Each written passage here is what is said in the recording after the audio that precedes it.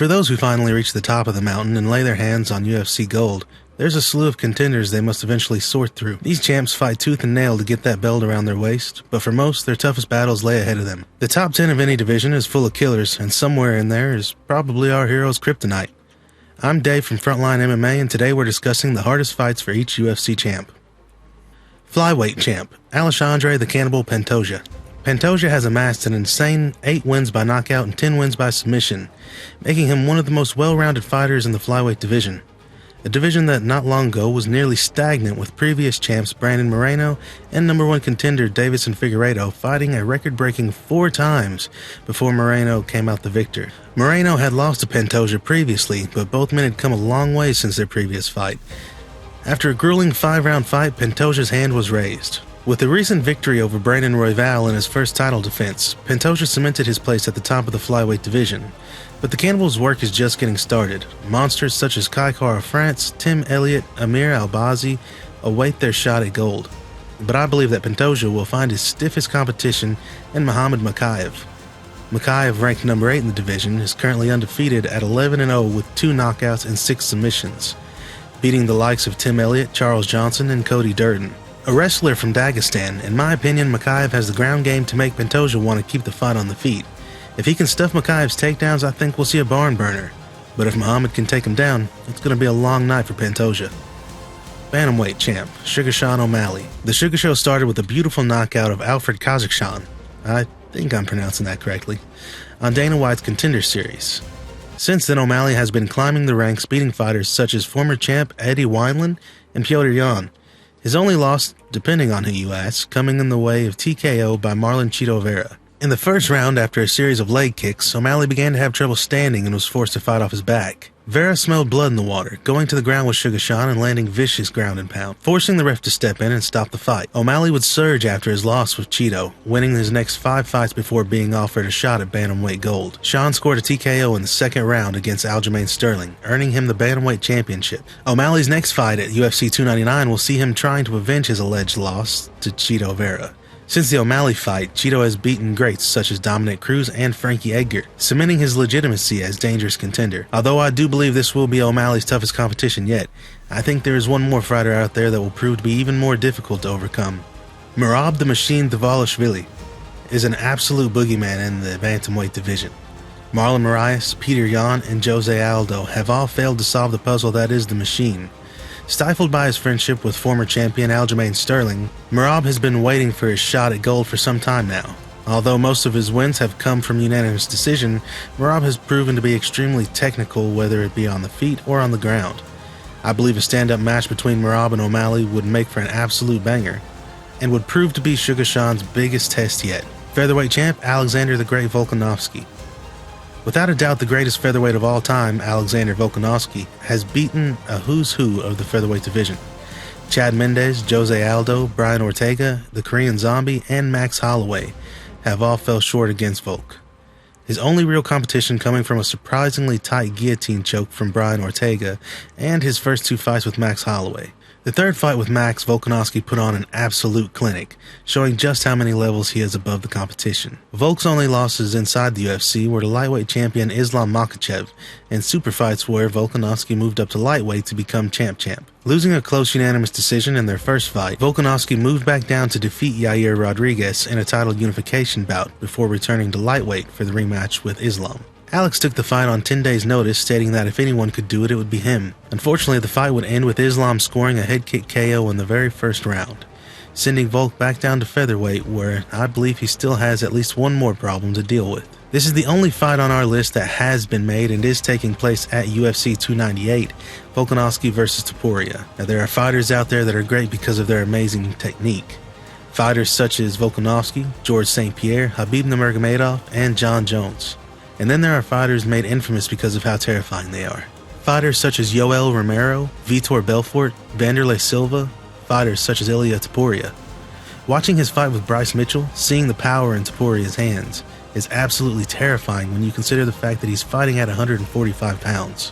Topuria is currently undefeated with a record of 14-0 with 9 first-round finishes. Ilia holds wins over submission specialist Ryan Hall, the aforementioned Bryce Mitchell, and even Josh Emmett. As I said, I do believe Alexander Volkanovski is by far the greatest featherweight of all time, but I also believe that on the right night, Topuria has the tools and abilities to become the new featherweight king. Lightweight champ, Islam Makhachev. If you would have asked me 2 years ago, I would have told you the most exciting division in the UFC is the lightweight division. Although the division still holds some of my favorite fighters and some of the most beloved fighters in the UFC, I will be the first to admit that the lightweight division has gotten a little stale. Fan favorites such as Justin Gaethje, Dustin Poirier, and Michael Chandler are all on the back end of their careers. And this is not to say that they aren't fun to watch anymore or that they aren't capable of putting on amazing performance against Islam Makhachev. It's only to say that I believe their chances of actually taking the belt from Islam may be behind them. Islam took to social media recently to state that his next fight will indeed be against Justin Gaethje. Although I doubt that Justin will be able to score a win over Islam, I do believe that out of the fan favorites, he does have the best chance, due to his power on the feet, his wrestling background, and his takedown defense. Now I know what you're thinking, well Khabib did take him down, yeah, but that's Khabib. If you doubt Gaethje's takedown defense, rewatch the fight with Michael Chandler. I'm telling you, there's some really amazing stuff in there. But if there is anyone in the lightweight division that has the skills to dethrone Islam, it is a man who has not yet to break the top 5. A man by the name of Benoit Saint-Denis. A French fighter with a record of 13-1, Saint-Denis is undefeated in the UFC.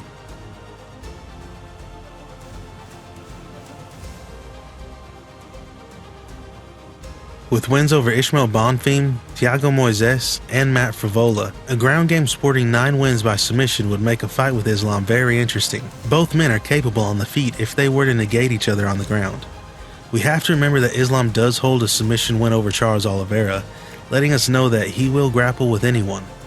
It's not a question of will Islam shoot for the takedown, but will Saint-Denis be able to stuff it? Or will he even want to stuff it? Will Saint-Denis want to go to the ground, believing that he'll be able to submit Islam? A lot of great grapplers fall in love with the stand-up game once they start knocking people out. Will Islam's recent head kick KO of Volkanovski make him want to stand and bang? Probably not, but you never know. What I'm trying to say is that either way, on the ground or on the feet, this fight has all the potential to make a classic. And sizing up the lightweight division, I believe that Benoit Saint-Denis has the best chance to take out Islam. Welterweight champ, Leon Rocky Edwards. The head kick heard around the world, the final moments of a losing battle, a last-ditch effort leading to a monumental knockout. Leon Edwards' head kick KO to Kamaru Usman put an end to his historic win streak and landing Edwards welterweight gold. A true Rocky moment. When the rematch was announced, no one thought he could do it again. Leon's head kick was a fluke. He caught Usman at the end of a fight that he was losing. It couldn't happen again, and it wouldn't. Instead, Leon would silence the doubters, beating Usman by majority decision. Rocky would go on to defend the title against Colby Covington, where he would win a decision as well. There are a few fighters in the welterweight division that I believe could give Edwards a run for his money. Jack Della Maddalena versus Leon Edwards would make for one of the most exciting fights on this list in my opinion. 2 of the best strikers in the UFC pitted against one another would make for a real crowd pleaser. Bilal Muhammad definitely deserves the rematch at this point, and I predict that fight will not disappoint. But if we're strictly talking about the hardest fight out there for Leon, it has to be Shavkat Rakhmonov. Hailing from Kazakhstan, Rakhmonov holds a record of 18-0 with a 100% finish rate. Yeah, insane doesn't begin to describe Shavkat's record. With wins over Jeff Neal, Neil Magny, and recently Stephen Wonderboy Thompson, he has shown that his ranking at number 3 in the welterweight division is well deserved. With 8 wins by knockout and 10 wins by submission, Shavkat has shown there is nowhere to hide. Feet or floor, he's going to take you out. If Leon's takedown defense held up against Usman, I would have to believe that it will hold up against Shavkat as well, meaning that this will most likely be a striking match.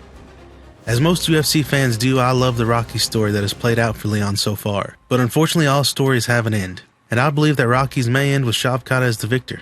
Middleweight champ, Sean Tarzan Strickland. Love him or hate him, Sean Strickland is without a doubt one of the most polarizing figures in the UFC. Whether it's his tragic past or his quote-unquote toxic masculinity, there's no denying that we are all waiting to see what Tarzan's gonna do next. Strickland shocked the world with a win over champ Israel Adesanya and is now slated to defend his belt against number 2 contender Dricus du Plessis. Now I could stop right there and say that du Plessis is the hardest fight for Strickland because for the most part I do believe that du Plessis will beat Strickland. But I'm going to go one step further and say that there is a contender out there that has the potential to beat both Strickland and du Plessis. I'm sure we all know the name by now, Khamzat Chimaev. You remember how earlier we were talking about terrifying fighters? Yeah, well I should have mentioned Boers in that. He needs no introduction, but I'll give him one anyway.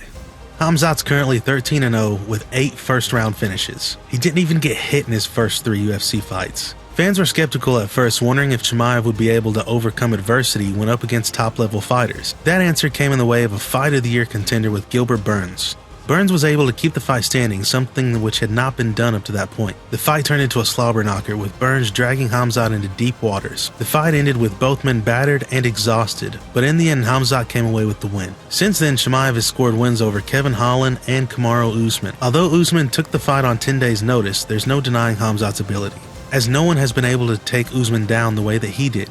Now, Leon Edwards was the first person to ever score a takedown on Usman, and even he wasn't able to keep Kamaru down. Going back to Strickland versus Duplessis, as I said, I do believe that Dricus has the ability to beat Sean Strickland, and most likely will. But in my opinion, it doesn't really matter, because Khamzat's coming, and I don't see anyone stopping him. Light heavyweight champ, Alex Poatan Pereira. What is perhaps the greatest rivalry in UFC history? The competition between Alex Pereira and Israel Adesanya skyrocketed Poatan to the forefront of the middleweight division. With just 3 wins in the UFC, Pereira was given a title shot against Izzy, the narrative being that Alex was the Stylebender's boogeyman. Beating him twice outside of the UFC, the narrative was right. Pereira won the fight by TKO midway through the 5th round. We all knew about their previous fights, but that was kickboxing. This is MMA. This was Izzy's sport, Izzy's division. If this widely unknown man from God knows where could come in and take everything from Adesanya just like that, what the hell's next for him? Well, turns out getting starched by Izzy 2 rounds into the rematch. But that's okay, Poatan's up 3-1 for those who's counting, and him and Stylebender are 1-1 in the UFC, so that demands a rematch, right? Well, no, actually the two are never fighting again, and Pereira's moving up to light heavyweight, because that's what we all wanted to see, right? Anyway, Alex does what Adesanya could not, and beat Jan Blachowicz in his light heavyweight debut, being awarded a title fight against Yuri Prochazka. Pereira would go on to beat Prochazka, meaning that he would hold a belt in 2 different weight classes just 7 fights into his UFC career. Which brings us to our next question of the day. Who can beat this man? The answer is not as clear-cut as other divisions. I honestly thought that Yuri would be the one to put the final nail in Poatan's coffin. But Alex knocked him out in 2 rounds. A lot of fans seem to think that Jamal Hill could be the one, but I honestly believe that Pereira has the better striking, which leaves Magomed Ankalaev. Ankalaev is 18-1, and in my opinion does have some of the best striking in the division. Is it as good as Alex? I don't know. But I do believe that he does have the best shot at beating Poatan. With that being said, I'm still holding out hope that Izzy makes the move to light heavyweight to continue their game of cat and mouse. But if you're as excited about the prospect of that fight as I am, don't hold your breath. Izzy's already said that he wants the winner of Dricus du Plessis versus Strickland, which, by the way, I do believe that Khamzat would smash Izzy as well. So my view in the middleweight division remains the same. Heavyweight champ, John Bones Jones. Alright, time for a bit of a tangent. Who actually wants to see the fight between Stipe and Jones, besides Dana White? Anyone? Nah, that's what I thought. As a fellow Ohioan?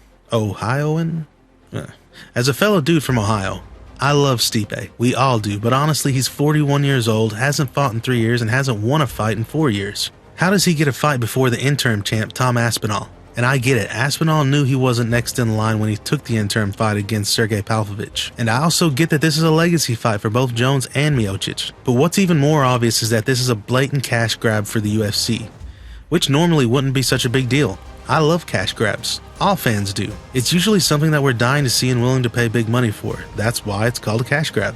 But Jones is getting older, and the fact that he might fight once a year means that he may only have 1 more fight left in him. And we're gonna waste that on Stipe? Waste may be too harsh of a term here. I'm sure it'll make for a great fight, but it's definitely not a hard fight for Jones. I feel like this is Jake Paul beating up an old man for a few $1 million. How can you consider that a legacy fight? And I know I'm completely discrediting Stipe. I don't mean to, but we all know how good Jones is. And not only is Stipe aging, he's coming off of a loss and he has ring rust 3 years thick. These are not steps for success. The plan is to send John Jones off with a win over a heavyweight great, creating the narrative that he beat the best the heavyweight division had to offer before retiring. Don't get me wrong, yes, Stipe is one of the greatest fighters ever in the heavyweight division. And if this fight were booked 4 years ago, I would completely agree with it. But this isn't 4 years ago, and this isn't prime Stipe. And this isn't the most difficult fight for John Jones. I think we can all agree that fight is obviously Tom Aspinall, who is currently the interim champ and whose latest wins include Alexander Volkov, Curtis Blades, and Sergey Pavlovich, which surprised the hell out of me. I honestly thought Pavlovich would be able to pull that one off. but Aspinall put his lights out seemingly with ease. Aspinall has the takedown defense and the ability on the ground to compete with Jon Jones. And if it turns into a slugger, Bones could easily get put away. Not only do I believe that Tom Aspinall has the ability to beat Jon Jones, but I believe that if we do not see that fight, then Jon Jones' legacy that he speaks so much of will be incomplete. There will always be the question of what if. And for most, the narrative will be that he ran from possibly the hardest fight of his career. And there it is. Those are what I believe are the hardest fights for each UFC champ in their division. How do you feel about my list? Do you agree? Do you disagree? Do you believe Cheeto's gonna kick O'Malley's leg into the third row seats? Did I go a little too hard on Stipe? I don't think so. Either way, let me know down in the comments below. As always, I'm Dave from Frontline MMA. Thanks for watching.